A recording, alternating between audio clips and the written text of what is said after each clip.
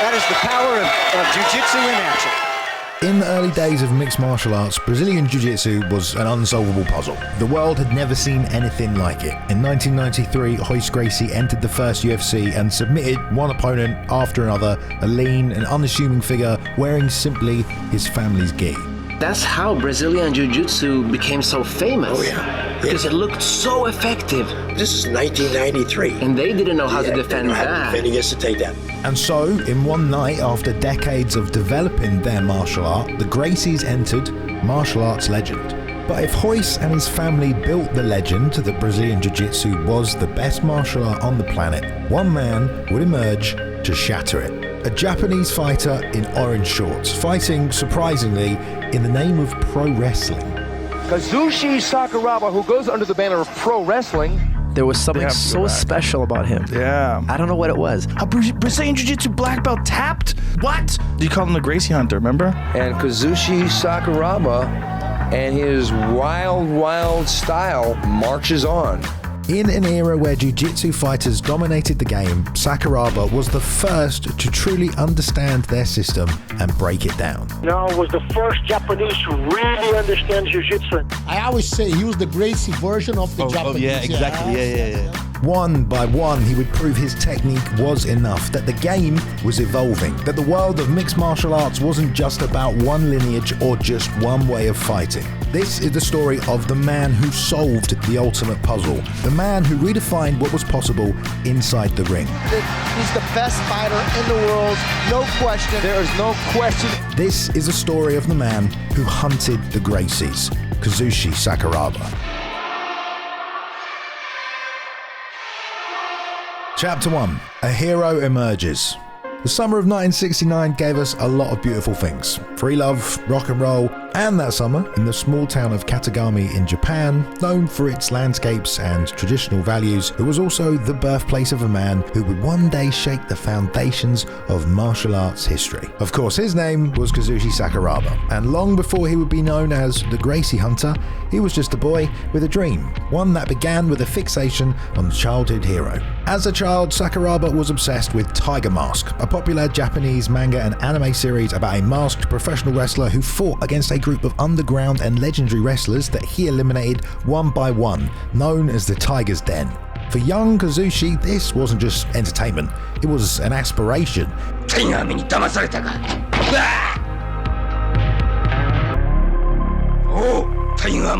wanted to become a hero, the kind of person admired for their wrestling ability, just like Tiger Mask from the comics. By the 1980s, Tiger Mask was no longer just a fictional character though. He'd actually become so popular, the creators decided he should be licensed and turned into a real-life pro wrestler, and in seeing his childhood hero physically come to life, by the age of 15, Sakuraba was ready to follow in his hero's footsteps as he entered the world of amateur freestyle wrestling by signing up at his local high school, but this was real competition. It was grueling. It demanded discipline, strength, and an ability to outthink an opponent in the heat of battle.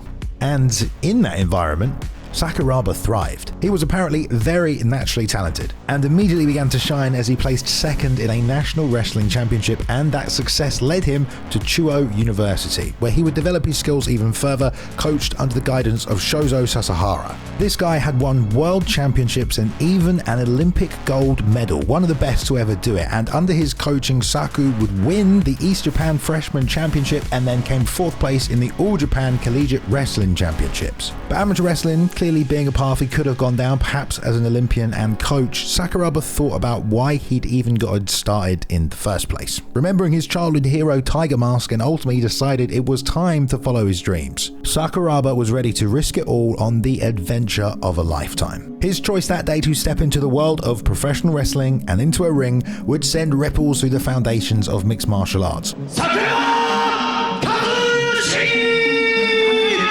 setting him on the collision course with one of the greatest dynasties martial arts has ever seen to change the history of MMA forever.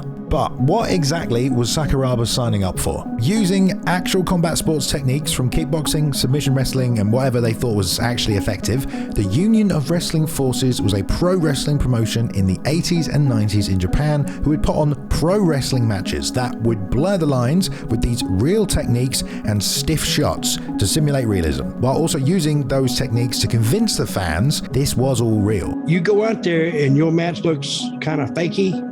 They don't like that. I've been in easier fights than some of those matches over there with those guys. And when they would hit you, you better cover up because they're gonna knock you out.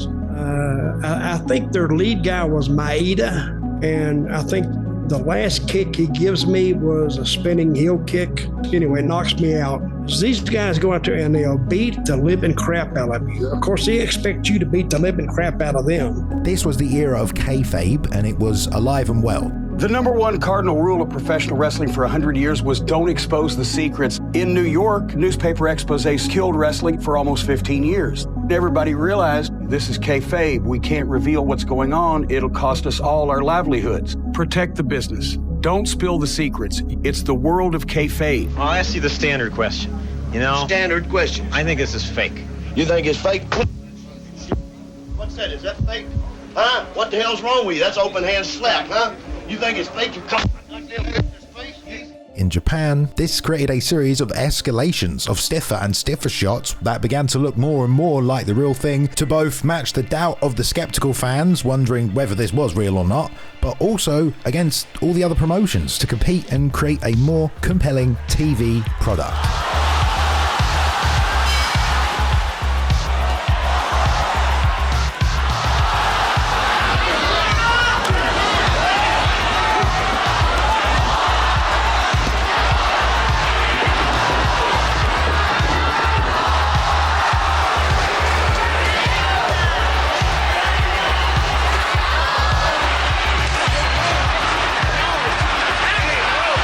Of course, these matches all still had predetermined outcomes, and for many fans in this era, many indeed, they thought it was real. The idea that these pro wrestlers in the ring were the same people outside of it, based on these more violent in-ring moments. And if you don't know, it's in fact how pancrase, shuto, and rings got started in the first place, which is why so many of these early fights were alleged to be fixed or manipulated. They were still competing with pro wrestling. Here's Ken Shamrock performing a pro wrestling move many fans would know as a Northern Lights suplex to Demetrius Johnson's coach Matt Hume in pancrase. And here was Bas Rutten putting someone's lights out. Both of these were happening simultaneously, as it also happened infamously in Pride years later. It was a pretty weird finish, wasn't it? And so one of the megastars behind this UWF was Nobuhiko Takada. Now, Takada in particular had already been wrestling in several different organizations since the early 80s, including early incarnations of the UWF, and was already a big star on the scene. But then he helped found the reformed UWF called the UWF International, with the intentions of edging the pro wrestling scene towards even more grounded techniques and blurred realism, as I talked about earlier. The promotion in this initiative opted to market him, Takada, as the world's best fighter, and in 1992, 1 year before Sakuraba joined, they even brought in a sumo champion, Koji Gatao. A man whose ego and tough guy mentality infamously led to him declaring pro wrestling as fake during a scripted match with who most Western pro wrestling fans would know as Earthquake.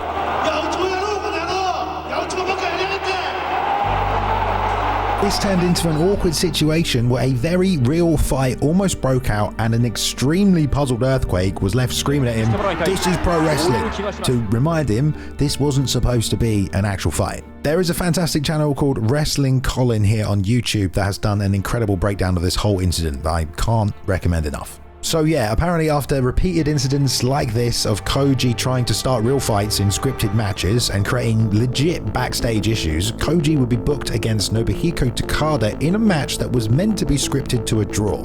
But things went a little differently.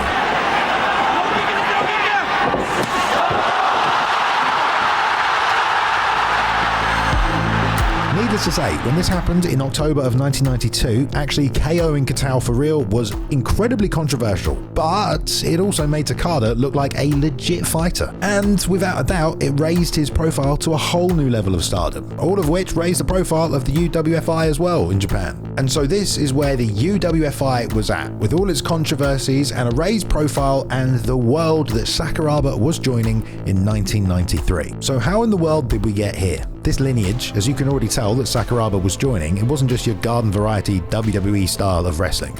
No, it was actually based much more on realistic techniques passed down from legendary grapplers who were continuing a slowly dying martial art called catch wrestling, a form of wrestling that could be stated simply as take the guy down, get dominant position, and attack with submissions, most of which could also be found in BJJ or various other grappling arts. But as the catch wrestling scene struggled to make money, guys like Carl Gotch, Lou Thez, and Billy Robinson took their trade to the world of pro wrestling and brought with them an elite level of knowledge when it came to submission grappling and very real techniques.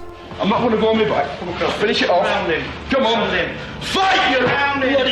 Come on! The UWFI established a gym in Japan known as the UWFI Snake Pit, a calling card to the Snake Pit catch wrestling gym in Wigan, England, that had incubated this incredibly effective martial art. Billy Robinson was the head coach in Japan, who you can learn more about if you check out our video on catch wrestling, but he essentially brought with him the direct lineage of catch wrestling to teach to the UWF pro wrestlers, many of whom had already been training under other legends from that gym, like Carl Gotch. But since Sakuraba was now joining the UWFI, Robinson was about to be his new master. I found that the students here, and I'm very proud of every one of them, are just so dedicated. A lot of people that in 2 or 3 years from now could be world champions. Wow. So that's how good they are. And Robinson transformed Kazushi Sakuraba from a standout, already elite freestyle wrestler into an absolute submission monster, imposing the priceless wisdom of 200 years of catch wrestling technique, leverage, and principles that would become the hallmark of Sakuraba's style for the rest of his career. The thing is though, all these guys from the Japanese pro wrestling circuit had also been learning these techniques, but there was something unique about Sakuraba that would set him apart from everyone else. And his very real amateur wrestling background with its grinding mindset clearly translated extraordinarily well to Catch's submission wrestling style, which actually in reality was the basis for freestyle wrestling in its founding, so it's no wonder Sakuraba quickly became the standout from the UWFI dojo. He had so many foundational elements of MMA combined even back then. However, when he joined the gym, it was traditional for these new trainees to be treated extremely harshly, made to clean the gym, do menial tasks, or withstand harsh punishment in training. Even still, he persisted and absorbed all the knowledge he could playing student. Then, while among the other veteran wrestlers who'd been around since the 80s and beyond, it seemed Sakuraba had arrived at just the right time to also be able to learn from them as well, all while being driven by the harsh treatment he received. So at the same time this is going on, the UWFI promotion started growing in popularity. They were packing out baseball stadiums with their top star Takada taking out all these different martial artists in scripted fights. You can't kick him in the knees. What are you talking about?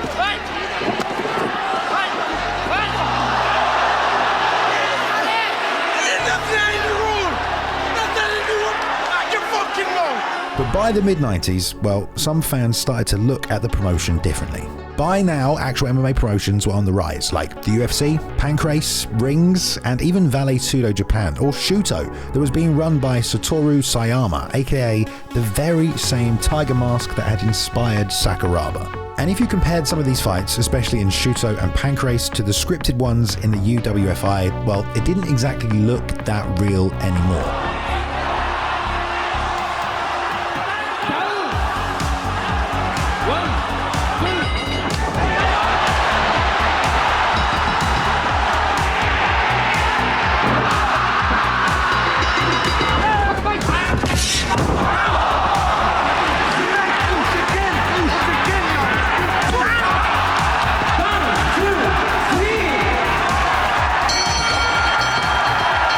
For the first time, really had to start questioning the reality they were presented with. It was to the point where some cross-promotional events literally had Pancrase and UWF stacked on the same cards together. For many, this was just making it all too obvious.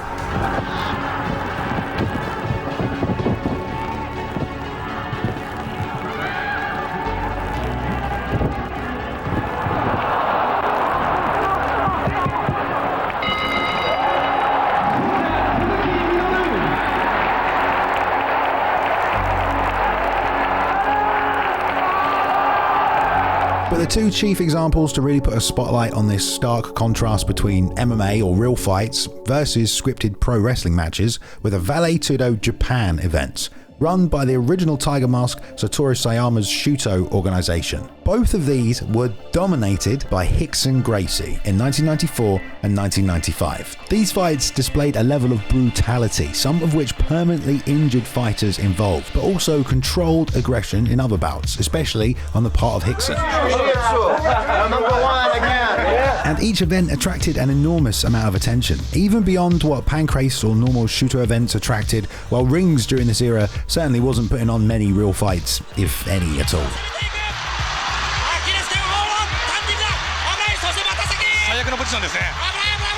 So these Vale Tudo tournaments were big-time standouts at the time, but much more modelled after the UFC style, with a much more open rule set, including punches to the head, unlike Pancrase, which required slaps or palm strikes, and there was a lack of rope breaks. Pancrase was of course called a hybrid wrestling promotion for that reason. Real fights, but with somewhat pro wrestling rules essentially. If it sounds confusing on what's real and what isn't, well, that's by design. This was the era that blurred lines of real and fake and was really starting to be crossed once and for all. And just as notable as the fights, these events managed to reignite a half-century-old rivalry.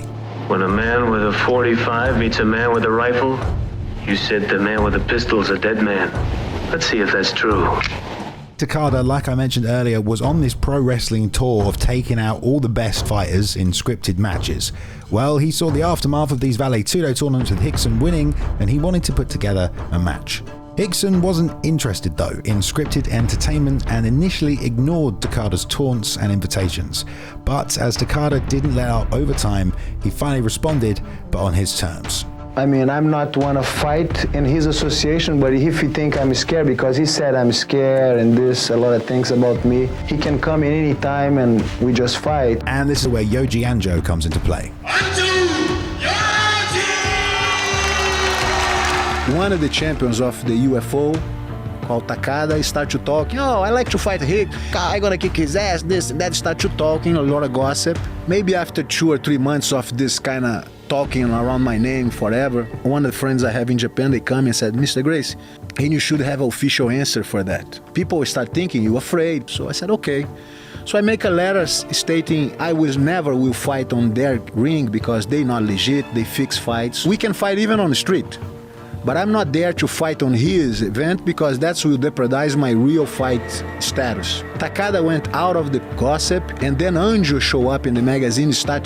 He started saying he will come into LA to beat me up. Yoji Anjo was a guy from the uwfi roster of pro wrestlers looked at as one of the best shooters, i.e. real fighters on the team. He was quote unquote a bad guy in the wrestling ring, but he also believed in the martial arts that they'd been learning. And when Rickson wouldn't come to them, he wanted to go to Rickson's gym to defend Takada's honor.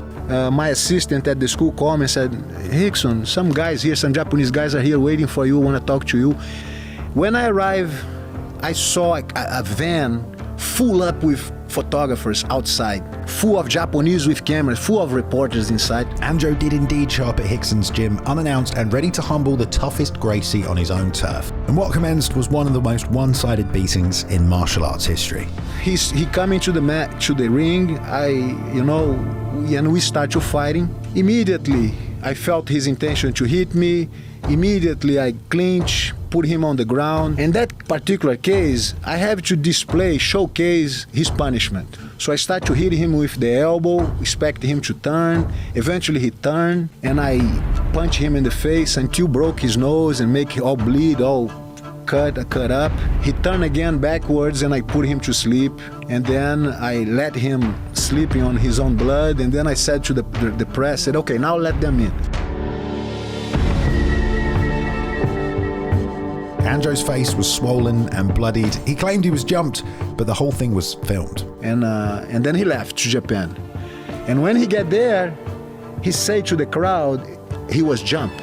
And then I get my assistant, and I said, listen, Yuri, you take this tape, you go to Japan, make a press conference, show the press, and come back and bring this back. Once the Japanese saw the press tape and that it was a fair fight, Rickson's popularity exploded in Japan. And let's hope Rickson releases that tape one day. Will you release it to the world? Probably, eventually. Oh, man. Oh, you gotta release it. And okay, at this point, you might be a bit confused. Why are we going into all these details of seemingly unrelated pro wrestling backstories versus Rickson and the Gracies? Well, this is the stage that was set for Sakuraba when he would finally enter the scene. And to this point, this Anjo mythical beatdown wasn't just a loss, it was a gigantic embarrassment. UWF had tried to prove that they, like the Gracies, could fight as well, and the stuff that they were doing had made them legit fighters, but instead they had effectively hand-fed a top pro wrestling star to the ever-growing Gracie mythos. Rickson's destruction of Anjo only reinforced the idea that BJJ was superior to Japanese catch wrestling, and for Sakuraba, this loss couldn't go unanswered. If the pro wrestling trained catch wrestlers had failed, they needed someone new to step up and reclaim their honor. Chapter 2: Real Fighting. Shortly after these events, with a diminished name in the legit world of fighting, not to mention plenty of issues within the UWFI, well, the once titan organization began to crumble, and pivotally, these new talents began to seek new opportunities. But MMA hadn't just affected the world of pro wrestling. As it did in the West, MMA of course affected all legit martial arts, including a kickboxing promotion called Shoot Fighting, who began to dabble in MMA themselves. And with the fall of the UWFI, it meant that for Sakuraba, it was time to move on, and he signed up for a bout in Shoot Boxing's event dubbed the S-Cup World Tournament in July of 1996 on his 27th birthday. But as we've seen, this time period in Japan with MMA is anything but straightforward. This is on Sakuraba's record as his first MMA fight, where he was booked against UFC star Kimo Leopoldo, who outweighed him by at least 60 pounds. But the results of this one are questionable. Take a look yourselves. 足を取りに来ました。はい。このタックルは速くてうまいですね。はい。まず足を殺しておきたいですが、また背後に疲れますか。この辺は体力が。完全に締め上げようというちょっと苦しい表情の桜庭。決まりましたね。決まりましたか。決めました。はい、完全に決めました。Is that exactly the way you expected that to go? Considering Sakuraba's legend, who you'll soon see if you don't already know, and who he would defeat specifically with submissions, and it being, well, you know, Kimo, well, most regard this as a work or scripted pro wrestling match with stiff shots here and there to make it a bit more believable. For instance, there are some legitimately rough-looking moments.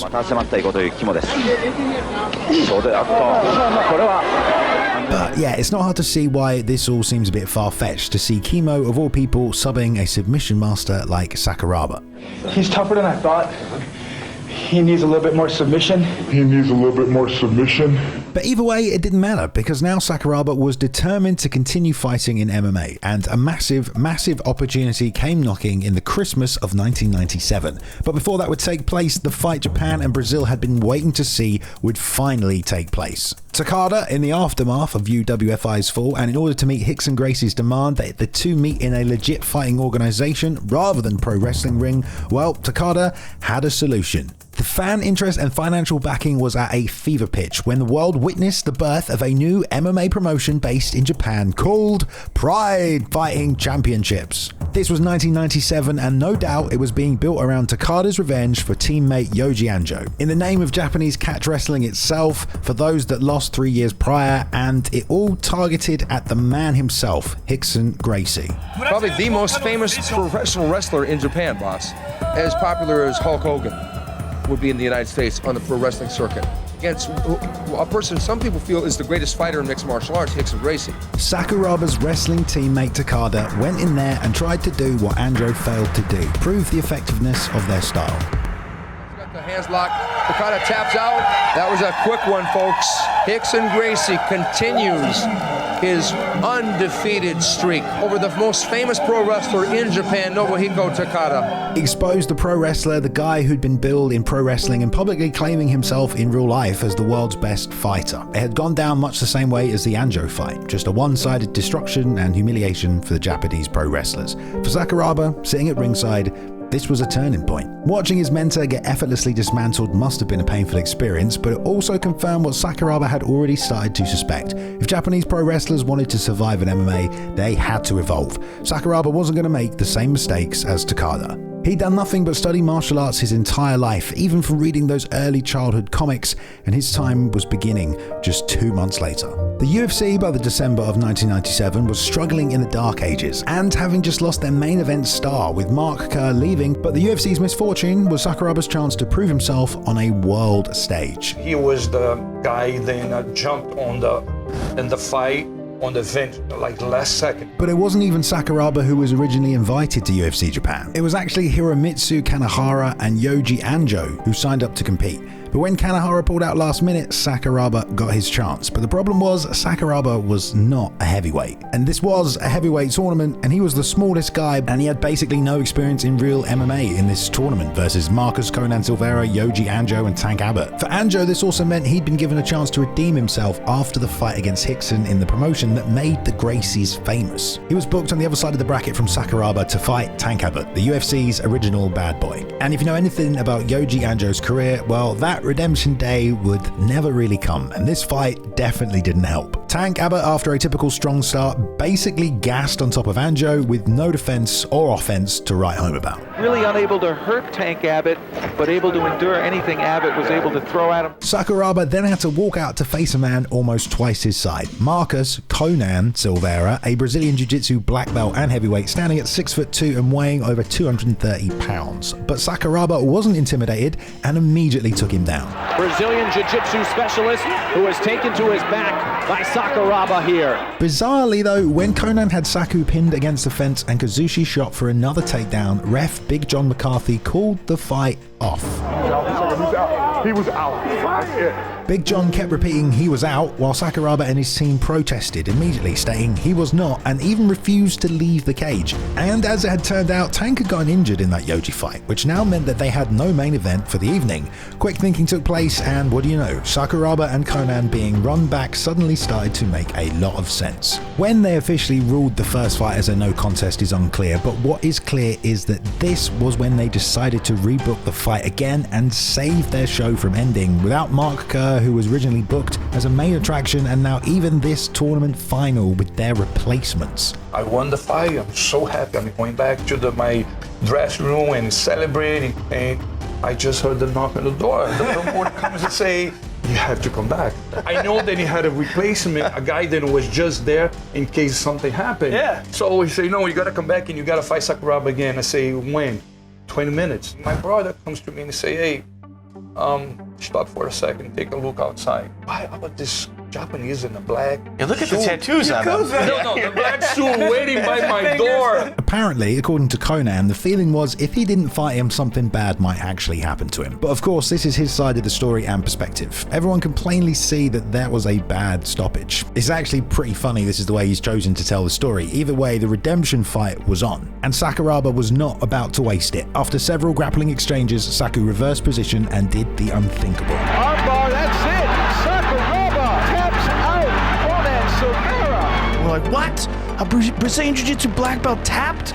Like, no one thought that Conan would tap. At first, no one realized what they just witnessed. The UFC had only invited Sakuraba as a last-minute filler, and yet here he was proving his ground game better than a Carlson Gracie Jiu-Jitsu black belt.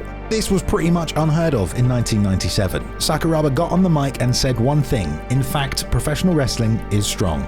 Something I'm sure he'd been dying to say for years. Winning the UFC Japan tournament should have been his breakout moment under normal circumstances, but of course with the UFC massively struggling at the time, very few people were watching. So then Sakuraba did not stay with the UFC. He was already a pro wrestling star in Japan, and that's also where the real paydays were happening for MMA as well, while the West was failing. But beyond that, Pride also offered Sakuraba the chance to really show the legacy and heritage of all he'd been taught in Japanese pro wrestling schools, and utilize the very real catch wrestling techniques he'd learned and the dream of becoming a real-life Tiger Mask. Chapter 3: The Birth of the Gracie Hunter. Pride 1 had been a disaster for Japanese pro wrestling. The man who was supposed to redeem it in a real fight against Rickson had been effortlessly dismantled. It only reinforced what had already been established in the early days of MMA: Brazilian Jiu-Jitsu was king. But where others saw defeat, Kazushi Sakuraba saw opportunity. After his first Pride win over Vernon Tiger White, Sakuraba quickly became a fan favorite as a Japanese fighter in his home country. His style was unlike anything anyone had seen before: creative, playful, and effective. He wasn't afraid to take risks, and unlike many other wrestlers, he embraced jiu-jitsu, learning to counter and escape from submission attempts. He then shocked a ton of people when he tapped the BJJ black belt Carlos Newton with a freaking knee bar. Carlos Newton has tapped out Kazushi Sakuraba has knee-barred Carlos Newton. Wow. These wins continued up until Pride 4, where he'd reach the time limit and go to a draw for the first time ever against Carlson Gracie fighter Alan Gose, who'd later say Sakuraba was the best fighter he ever faced on the ground. Takada, in the meantime, rematched Rickson Gracie that same night, a repeat of Pride 1, but once again to no avail. He got him again. Japanese catch wrestling was struggling in MMA and needed someone to rise from the ashes. And sure enough, at the very next Pride show, for the first time ever, Sakuraba was made the co-main event, and he was going to be fighting another Gracie Jiu-Jitsu black belt himself, Vitor Belfort, in his own Pride debut. At this time, Vitor Belfort was already a terrifying opponent. He had run through the early UFC tournaments with blazing fast hands, knocking out opponents in seconds, including Vanderlei Silva in less than a minute. He outweighed Saku by quite a bit in the unregulated era of MMA, and it marked a seemingly insurmountable test for Sakuraba. Sakuraba always surprised us until now, and if he can pull this one off, it's going to be a good one. Kazushi Sakuraba has never faced a striker of the caliber of Vitor Belfort. Saku was under pressure early, but he effectively neutralized him with his wrestling. Oh, wow. Sakuraba chopping down with the right hand. And then in the later rounds, he started faking and taunting, throwing spinning kicks, kind of playing mind games with him in a way that no one had dared to before. And again, he goes for a takedown and then makes it fine. I gotta say, it looks like Sakuraba is inside Vitor's head. Oh, beautiful back kick, spinning back kick, went down on it. After 15 minutes, Sakuraba won by unanimous decision, handing Belfort just his second loss in MMA. More importantly, it showed that a guy from the world of pro wrestling with the right attitude and training could outwork a Gracie Jiu-Jitsu black belt. Sakuraba would continue to win, picking up another 2 submission wins at Pride 6 and 7. By the time Pride 8 came around, now with 5 wins under his belt, he was quickly becoming Japan's best hope in MMA. And it was just a matter of time before he faced one of the famed Gracie family members. Royler Gracie wasn't the biggest, nor was he the most famous, but he had beaten Saku's teammate Yuhi Sano and was a 4-time world BJJ champion and undefeated in MMA. Just as importantly, he was a Gracie family representative, which meant this wasn't just about Sakuraba fighting an opponent, this was a chance to go after the family that had humiliated Japanese fighters. Undefeated in no-holds-barred competition, the Gracies have a legacy around the world. Originally, way back in 1951, Masahiko Kimura, a legendary judoka, had traveled to Brazil to face the also legendary Helio Gracie, the founder of Brazilian Jiu-Jitsu, who had been challenging people from all different martial arts to come and face the Gracies. As the story goes, Kimura handled him easily and put him in a shoulder lock that forced the Gracies to throw in the towel. They named the move after him, the Kimura. But at this point in Pride, the Gracies were undefeated and their reputation remained untouchable. In November 1999, Sakuraba was about to step into the ring against Royler Gracie, and he wasn't just fighting for himself, he was fighting for Japan's honor. This was the moment to erase Takada's failures and to finally break the Gracie streak. But Sakuraba wasn't just another opponent for the Gracies. He was about to start a war. The fight was a technical battle, with Royler trying to set up submissions, while Sakuraba punished him with strikes. It was scheduled for 15 minutes, but there were some special rules. If it went the distance, it would be called a draw regardless of how the fight went. It was an adjustment that favored the Gracies and their image. No matter what happened, Saku couldn't win on points, he had to finish him. And then, something happened that shocked the entire martial arts world. Sakuraba caught Royler in a Kimura. Royler is on the verge of being submitted here by Kazushi Sakuraba. The referee is waiting the fight off. The referee has stopped the fight. The arena exploded. The Gracies were furious because Royler did not tap and his arm was not broken. They didn't feel the ref had any reason to stop the fight other than the fear of an impending break, which is not a thing refs are meant to stop a fight for, especially as the fight was nearly over and would have gone to a decision/special rules draw soon otherwise. Sakuraba had just broken the Gracies family's aura of invincibility, and it was clear he would have also won on any conventional scoring card. This night was the birth of the Gracie Hunter. After the fight, the Gracies immediately demanded revenge, and Sakuraba challenged Rickson Gracie himself. He'd started a war. 2 months later, Pride kicked off the millennium with their unprecedented 16-man 2000 Grand Prix tournament with both Sakuraba and none other than the undefeated champion of 3 UFCs, including the first one ever, Royce Gracie, both in the bracket. But the first round of the tournament put Saku against one of the highly trained Lion's Den members, and he'd actually hit a bit of a roadblock on the way to Royce. Sakuraba showed off good striking and controlled the grappling exchanges, but Mezger had his moments though, and after 15 minutes the fight went to a decision, but here's where things got controversial. Normally if the fight goes a distance there's an overtime round, but because this was a one-night tournament, apparently when Mezger and Saku signed to fight it was agreed that there wouldn't be overtime, but that's not how things went down. Mezger and Ken Shamrock thought he'd done enough to win, but were suddenly surprised when the Japanese officials called for one more round of overtime. Guy had entered the tournament on just 2 weeks' notice. Apparently he also had a broken foot. He told Sherdog they signed for just one 15-minute round, and so when he went to the corner expecting it to be over and they called for more time, it makes sense that Ken Shamrock was super pissed. Ken Shamrock is very upset, and he's ordering Guy Mezger to go back to the dressing room. He tried to get the judges to call the fight, but when Guy wouldn't come out for another round, it was declared a retirement instead. So the winner was actually Sakuraba, even though he had maybe lost that fight and needed an extra round. Ken Shamrock accused Pride of fixing the result to push Sakuraba forward, but now there was a bigger challenge for Saku in waiting. He was about to face Royce Gracie, the original UFC champion, the man who had introduced Brazilian Jiu-Jitsu to the world.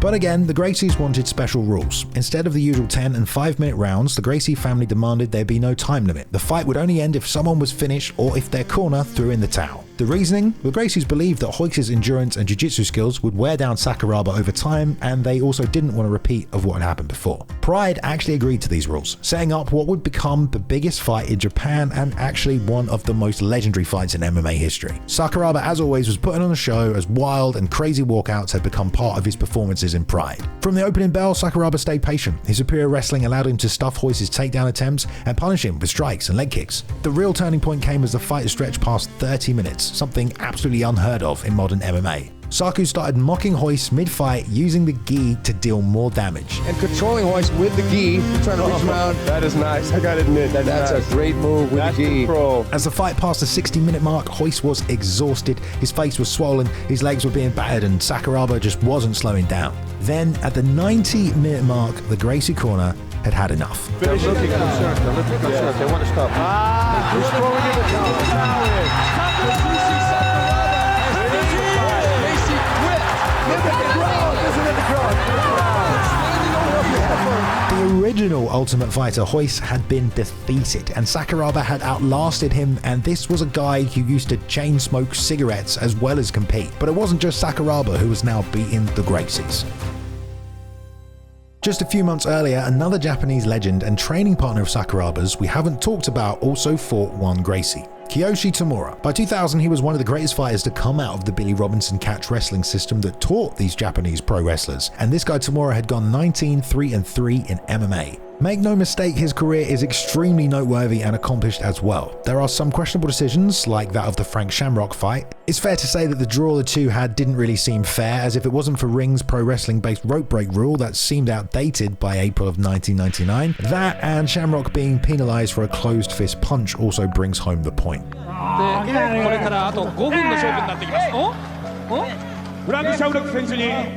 Which is ultimately why it was scored a draw in the end, otherwise Frank would have won. Tamura also no doubt competed in worked or other scripted matches in rings with the organization founder Akira Maeda. Plenty of others that put on pro wrestling matches build these as real fights. Kind of wild to still see them listed as real fights on their records after all these years. But largely by this point, Rings was shedding its pro wrestling past and beginning to turn more legitimate. And Tamura had kept his unbeaten streak for quite a while, and just 3 months before Royce and Sakuraba fought, he met the undefeated Renzo Gracie in the Rings final. But this time with a notably much better rule set that did include closed fist punches and did away with rope breaks, although frustratingly still no punches to the head on the ground. Either way, as part of the legendary King of Kings tournament, Tamura put on a fantastic performance, stuffing most of Renzo's takedown attempts, shucking off early submission attempts, and mostly dominating the ground exchanges as the fight went on.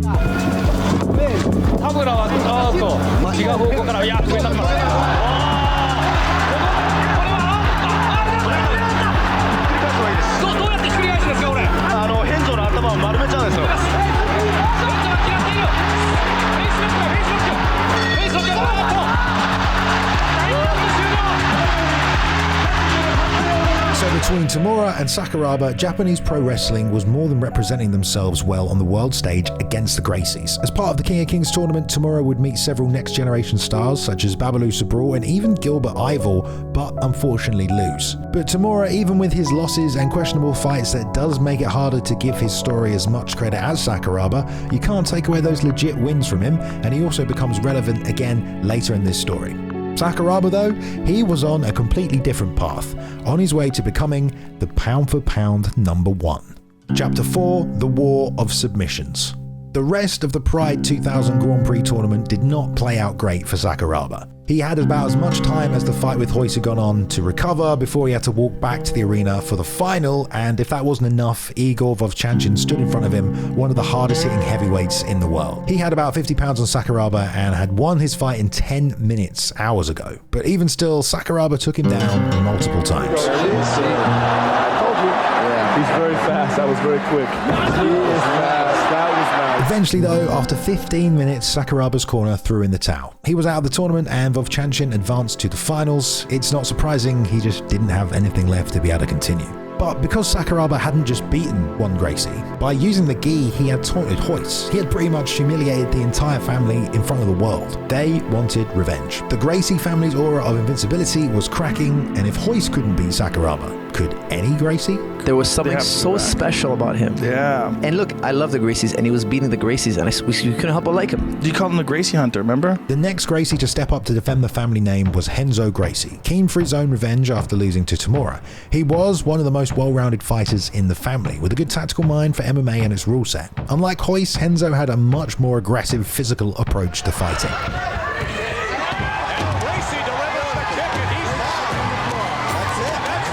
Sakuraba was also a lot smaller than Tamura, who was a much more muscular guy, bigger than even Renzo and much bigger than Saku, that's for sure, and he'd used his size and top game to nullify the Gracie guard. And of course, Renzo wanted to show that that was just a one-off. This is the fight of the century. We've been waiting for this. People around the world have been waiting for this fight. Renzo wasn't afraid to engage. He pushed forward and threw strikes, and for the first 10 minutes, it was a high-level chess match. That round's a little too close to call. I have to go with Renzo in that round. He was more the aggressor. I would have to agree with you on that. Then with 1 minute left in the final round, history would once again repeat itself. Oh my God. He broke his arm. It's over. Oh my God. Sakuraba dislocated Renzo Gracie's elbow. The same submission that had broken Elio Gracie in 1951 at the hands of Kimura. And with no way to escape, another Gracie had fallen. Sakuraba is now 3-0 against Gracie's, and this was the best Gracie he fought. He's the best fighter in the world, no question. There is no question. Once and for all, he'd proven that Japanese pro wrestlers and what they had studied was as good, if not better, than BJJ. If anybody had doubts before this fight about Kazushi Sakuraba's authenticity of pro wrestling going in good, this is proved. And in an amazing moment in martial arts, following the biggest fight in history, Renzo was honest about what had happened. And everybody's in shock because it looks very ugly, like your elbow is actually out of place. And then I stood up and I shake my opponent's hand and I congratulated him for his victory. And for the whole time I was smiling and laughing and making jokes. Let me tell you one thing. I never felt so much pain in my life, but I would never give him the pleasure to see my face in pain. At this point, Sakuraba was no longer just a fighter, he was a legend like his hero Tiger Mask, the Gracies, his own Tiger's Den. But there was still one more Gracie Sakuraba went on to face, and he was the wildest of them all. High-end Gracie wasn't like Royce or Renzo. He wasn't a tactical fighter or a technician, he was a brawler. Known as the bad boy of the Gracie family, High-end was aggressive, violent, and unpredictable. Everything that I did in my life that brought trouble to my parents, he gave them at least 4 times more. If Royce was the family's purist and Renzo was the strategist, Hyen was the street fighter. Hyen wants right at Sakuraba. He really wants to fight. He's here to fight. Spanking him. Unbelievable. By the time Pride 17 was over, Sakuraba had almost single-handedly brought down the Gracie Empire. Even though Pride still respected the Gracie name, the shift had already happened. The days of BJJ alone dominating MMA were over, and a new era of well-rounded fighters had begun, and Sakuraba goes down from this legacy alone as Japan's greatest fighter in MMA history. The only Gracie left to face was Rickson, the man that had beaten Anjo, then Takada twice and started Pride in the first place, but it was a fight that never materialized. Apparently Rickson wanted complete control over the rules with no judges or time limits and no referee stoppages like last time, but the Pride promoters, apparently after seeing what Sakuraba had gone through in his 90 minutes against Royce, they didn't want to agree to that again. Rickson was also apparently demanding over $1 million for his purse, a fee that Pride just did not want to justify. And around this time as well, sadly Rickson lost his son under tragic circumstances, and even though they apparently Pride offered him $5 million, he decided to retire from MMA and never competed again. Instead, there was a lot of interest next for Sakuraba to take on another pound-for-pound great martial artist, including a bout with Frank Shamrock, the UFC light heavyweight champion, similar in size to Sakuraba. Black Belt magazine that year had them both tied as #1 pound-for-pound. Frank, though, never joined Pride. He told Bloody Elbow that their contracts were the silliest thing he'd ever seen. They expected him to be able to fight on just 2 weeks' notice within 35 pounds. He said it didn't feel like a sport he'd worked incredibly hard to build and rehab in the US. He said it was weird business and a freaky situation. So Pride had to go in a different direction. Enter Vanderlei Silva, a ferocious Brazilian striker, insanely aggressive, and someone who had been ripping through opponents since the beginning of his career. He'd fought Tito Ortiz a year prior in 2000, but it didn't go his way, and after beating 5 opponents in Pride, Vanderlei stepped in against Saku at Pride 13. But it's fair to say no one really understood what was about to happen next. Sakuraba, oh, good right hand by Sakuraba! Sakuraba is forced to go for a takedown. He's got to get the leg. Sakuraba's going to be knocked out. He's going to be knocked out. Unbelievable. Vanderlei Silva has stopped Kazushi Sakuraba. The loss to Vanderlei Silva was, unfortunately, the start of many for Sakuraba. He continued to take on challengers of any size, and he could, on several occasions, probably have stepped away from fighting heavier opponents, but he didn't. Instead, he continued to take on some of the biggest and most dangerous names in the sport for years. Both his rematches with Vanderlei Silva ended in brutal losses. Sakuraba then instead moved on to fighting heavyweights like Mirko Krokop. Sakuraba took the fight anyway and suffered a broken orbital bone. Every loss chipped away at Sakuraba's body, his speed, and although he was still beloved in Japan, it was becoming painfully clear the sport was moving past him and he was taking way too much damage in fights to continue. A lot of people feel that he's authoring his final chapter in what has been an incredible career. After Pride's involvement with organized crime and the Yakuza became public knowledge, they lost their TV deal in Japan with Fuji TV and they officially shut down, with the UFC purchasing the company and absorbing some of its fighters. Today is a great day for me. I'm very excited today. But as a whole, Japanese MMA also began to decline as the sport's center of gravity shifted to the US with the rise of the UFC and the Ultimate Fighter reality show. Sakuraba, though, kept fighting into his 40s. He even ran it back with Royce Gracie in 2007, but the whole fight was marred after Royce took the decision but popped literally for anabolic steroids afterwards. He would also fight Tamura, who I mentioned earlier, that beat Renzo Gracie. Things didn't go Sakuraba's way in that one either, unfortunately. Meanwhile, it marked the end of Tamura's career in 2008.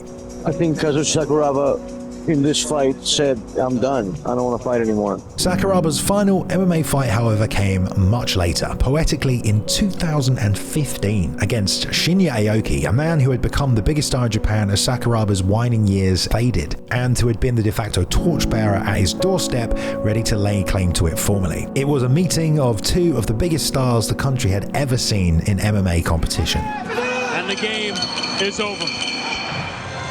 This was Ali Holmes in MMA. That's exactly what it was. At 46 years old, the Gracie Hunter, the Pride legend, and Japan's greatest fighter had finally reached his limit. A beautiful moment, though, in 2017 was Sakuraba's induction into the UFC Hall of Fame, where officially he received the international recognition he deserved for himself and his fellow pro wrestlers that fought so hard to earn. Kazushi Sakuraba's legacy is defined by his technical mastery, his crazy creative style, and at times even intentionally humorous and unorthodox approach, his unyielding spirit, and of course his willingness to face any opponent regardless of size or reputation, and in his case, he took on the biggest one of them all, the Gracie family. His career also serves as a testament to the art of catch and shoot wrestling, and long after his prime, his legacy remains intact. Many had tried, but Sakuraba's childhood dreams, natural ability, no fear in the face of a fight, and pride for his country helped him prove no empire is untouchable. And for that, his name will never be forgotten. Okay guys, that is just about it for the legendary career of Sakuraba. Hope you enjoyed. He's a very important character in the history of mixed martial arts. So if you don't know, now you know. And if you did know, we hope you enjoyed this trip down memory lane. Got to give a special shout out to Jason for this one. Obviously, big boss man. He helped with the script writing, putting everything together, the research, but also the editing, guys. He put the whole video together. So if you like the video, please do me a favor. Say thank you to Jason for this one because he worked really hard on it. Thank you to all you channel members out there, guys. We appreciate you. We hope you enjoy the early access videos, the access to the writers meeting. If you want to join them, guys, and support the channel, click the button down below. Become a channel member. Lots of cool perks. You can find out more down there. Thank you, channel members. We appreciate you. Thank you very much for all support. We appreciate it. I've been Balian. Hope you've enjoyed this one, guys. Let me know what essay you want to see next, who we're going, where we're going next in MMA history. Let me know. I will see you in the next one. Goodbye, guys. Thank you.